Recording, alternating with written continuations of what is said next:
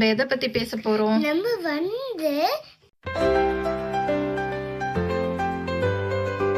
வணக்கம், என் பேர் காவியாழனி சதீஷ் பாபு. முத்து விளைகின்ற 3 கடல் சூழ்ந்திருக்கும் தென்னகத்தில் முரசு கொட்டி முச்சங்கம் வளர்த்து கொடியின் நிழலில் முத்தமிழ் காப்பாற்றும் மூவேந்தர் பரம்பரையின் பெருமைதனை மூழியாக்க முடிப்புனைந்த மன்னவனே, எனது முறையீட்டை கேட்பதற்கு முன் நான் யார் என்று முழுவதும் தெரிந்து கொள்க. கண்ணகி, கையில் தனி சிலப்புடன் வந்திருக்கும் கண்ணகி, நீதி வழுவா நெடுஞ்செழிய பாண்டியனை துணிந்திகழ்ந்துரைக்க வந்திருக்கும் கண்ணகி, கொலையுண்ட கோவலன் மனைவி கண்ணகி நான் என்பதை அறிந்திருக அரசே, அறிந்திருக. அது கோப்பெருந்தேவியின் சிலம்பில்லை, கோவலன் தேவியாம் என்னுடைய சிலம்பு. மதுரை பாண்டியா, உன் மனைவியின் பழைய சிலம்பிலே உள்ள பரல்கள் முத்துக்களா மாணிக்கங்களா?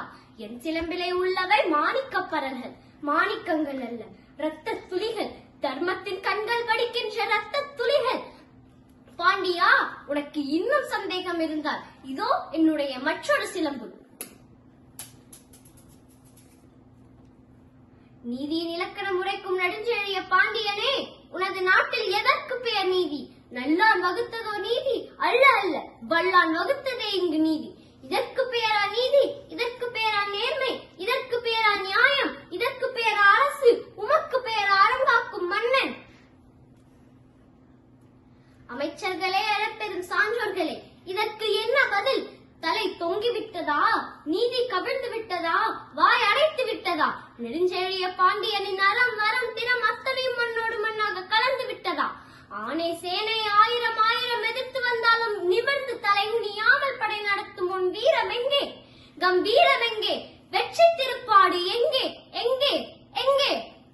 மாசுபடரவும் மாநிலம் இகழவும் நீதி வழங்கிய உனக்கு செங்கோல் எதற்காக? மாவாதகம் புரிந்த உனக்கு மறைமூனி எதற்காக? வேந்தர் குலத்திற்கு இழிவு கற்பிக்க வந்த உனக்கு வெண்கொற்ற கொடை எதற்காக?